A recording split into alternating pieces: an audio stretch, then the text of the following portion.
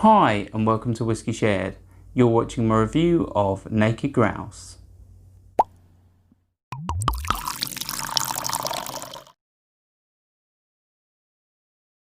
I'm Toby and you're watching Whiskey Shared.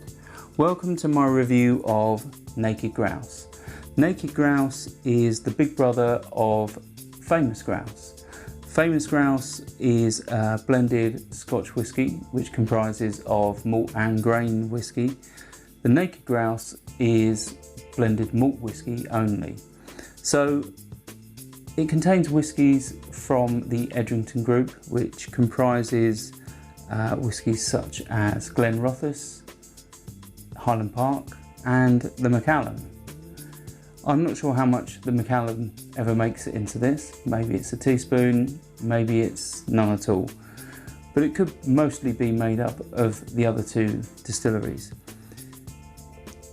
Naked Grouse is then married together in fresh first fill sherry barrels, and obviously you can see by the colour that it's got that sort of sherry red to it. It could also have added colour, it's possible, but obviously that sort of dark tinge is what you'd expect from a sherried whisky. This is bottled at 40% ABV, and yeah, it comes in very simple packaging. It just has the grouse embossed into the bottle, and the labelling is very minimal around the neck and on the back. It retails for around £25 or so. It can often be had as little as £18 or £19 in supermarkets or on Amazon, so definitely keep an eye out for when it's on sale. But is it any good? Is it worth that money? Is it worth buying at all? Shall we find out? On to the whiskey. Right, so before I start nosing and tasting, let's have a look at the colour. I'd say that's like a tawny port colour. It really is quite dark. So let's try it on the nose. Right, so instantly I get like a vegetal sort of, it's almost like a vegetal sort of peat nose. Vegetal smoke. I wouldn't say that's overly pleasant, that note. Could be a batch, could be me, could be how it's supposed to smell. But it's not an overly pleasant note. It almost comes across as like seaweed. There's lots of sort of sugar, sweet sugar, vanilla, and there is like a hint of red wine, maybe even flat cola. Yeah, if you can get past that vegetal note, which is starting to dissipate slightly, it's sort of lingering in the background. Yeah, then it's not bad. The sweetness starts to come forward. So let's try it on the palate.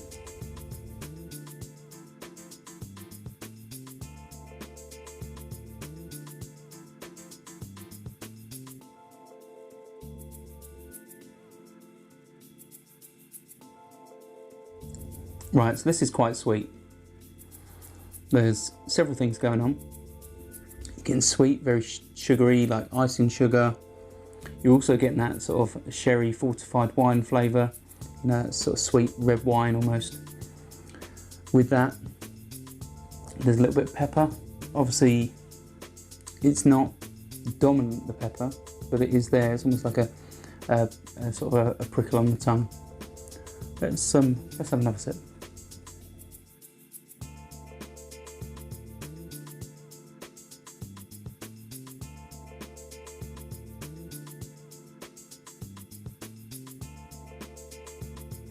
Yeah, so there's definitely a smoky note in there. It coats the mouth well. I'd say it almost verges on trying to, you know, be a little bit oily, but not really. It's like there's something there, but it just doesn't happen. There's not enough coating. But very sweet, very sugary. that cola note, yeah, that's coming from the nose. That's there in the background, but this really is quite sweet. I do like sweet whiskies, so it's not a bad thing. The sherry influence isn't, for me, too overpowering. Some people may not like it, but then the finish that sort of is left behind is sort of short to medium. It's quite tannic, but not too dry and bitter. That sort of coating it leaves on the tongue, and then the peppery prickle lingers, but it's not strong, not hot. And then there's that sort of old dry wood. It's not a bad dram. I think at 18, 19, 20 pounds, I'd probably buy it again. I think at retail 25, you can often find a better deal with the likes of Aberlour, so I'd probably choose one of those instead. But on sale at £20 or less, yeah, I think this is really quite an impressive dram for that money. So yeah, if you've not tried it, probably worth a go, especially if you like sweet and sherried whiskies. Stauncher. I hope you enjoyed this video. If you did, why not give it a like or a comment, and please consider subscribing for more videos like this.